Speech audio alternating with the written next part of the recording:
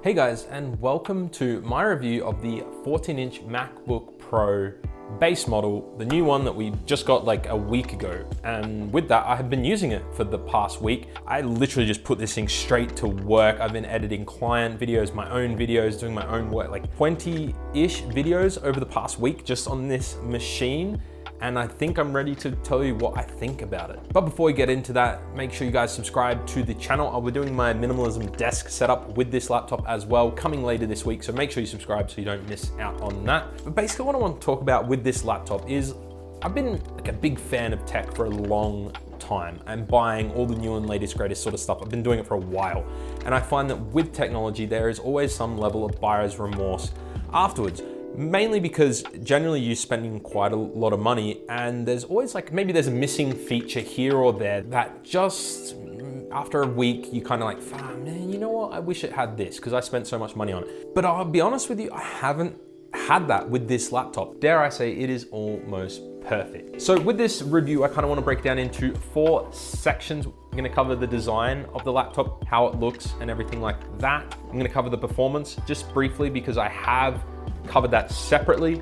Then I'm going to cover the battery life and then I guess usability, how it operates day to day using it for creative tasks. So the design. So basically Apple has kind of gone back a little bit with the design. These laptops are a little heavier, a little chunkier. They have new ports, ports that they have added that they took away a few years ago. And so it kind of feels like a bit of a regression in terms of design, but I am all here for it. The previous generation MacBook Pros, which I also own, had these really hard edges on the laptop, and carrying it around day to day is kind of annoying, to be honest. And these new laptops have this beautiful, smooth edge the whole way around, and it just makes holding it really, really nice and just carrying it around really nice. I find the weight difference not to be that drastic, especially on this 14-inch model. I hear the 16-inch is quite a bit heavier, but again, the weight difference is not a big deal for me. Like I said, we do have a bunch of new ports. We do have 3 Thunderbolt 4 ports, which is fantastic because I use USB-C for as many things as I can. We also have an SD card reader, which is fantastic because I use that for everything, for the audio that I'm recording here, for the camera that I'm recording there. I just use SD cards and I know a lot of people do as well, so that is fantastic. We have a HDMI port, which isn't something I thought I would use, but I ended up using it because I did go to a friend's house and we wanted to watch a movie. I just happened to have it on my laptop and we just plugged it in.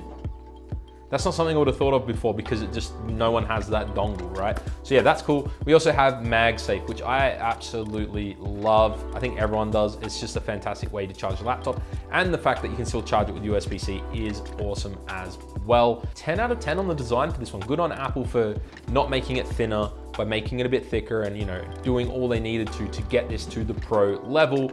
I'm not mad about any of it. I will cover the notch very briefly. My opinion on the notch is that it just kind of has disappeared for day-to-day use. Just like it has on the iPhone, I don't really notice it anymore. That's it.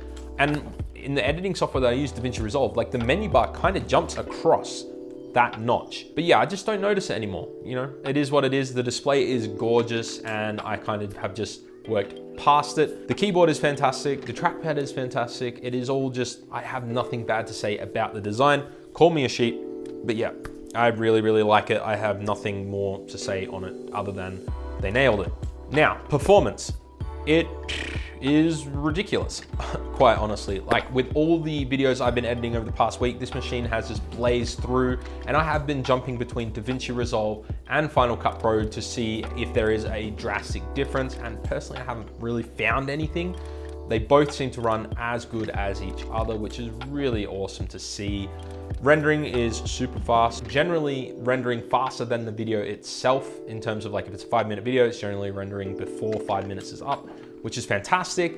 Actually, story time. I was editing a video for a client and I just finished it, rendered it out, sent it off to them, realized as I was watching it back that there was a typo in the video, which is a stupid mistake to make, but I was able to jump back into the software, fix the mistake, render it back out, upload it to the Google Drive, and I didn't even have to tell them about it. The whole process took less than 2 minutes, which was ridiculous. It was a big video as well. So yeah, that was really one of those moments where I was like, wow, I haven't been able to do this before. Just that kind of level of being able to go in and fix things, whereas before, that would have been super frustrating. So yeah, there's that. I did do a little bit of a test with Blender. That is up on my channel. I'll leave that link above. It performs better than the M1, but it's still just not there in terms of like performance compared to like a dedicated GPU computer. But that could change because Apple is now part of their development fund. So I'm hoping the performance there is gonna go up. But in terms of performance, I'm just gonna leave a video linked up above. It is not mine, but I think it is the most in-depth video on YouTube in terms of how it performs. So go check that video out. It is fantastic. But this base model, I have not had one instance where I wanted more power. So that's fantastic. Battery life is also really good. I feel like this is just gonna be a generally positive review. Yeah, so Apple claims 17 hours on the 14-inch and I think 21 hours on the 16-inch. I don't think I'm getting those numbers because they're, you know, they're controlled tests, but I'll give you a rundown. So basically I leave this plugged in at my desk while I'm working all day, every day, and then I take it and I go do work elsewhere during the day. So I'll unplug it. I think the longest I got is I unplugged it on Thursday, took it to the office, worked from 1 p.m. till 9 p.m, video editing and photo editing, and a little bit of gaming in between as well, just a smidge. And then I took it home, forgot to charge it, took it back to work, and it got me, I think, another 2 hours. So about till 3 p.m, 1 p.m. till 3 p.m. the next day, which is really it was insane, right? Like it was crazy. I was super impressed with the battery life considering I was editing video the whole time. So yeah, I just have like no concerns about the battery dying on this machine. I bring the charger with me regardless, but yeah, I was very impressed. It is fantastic.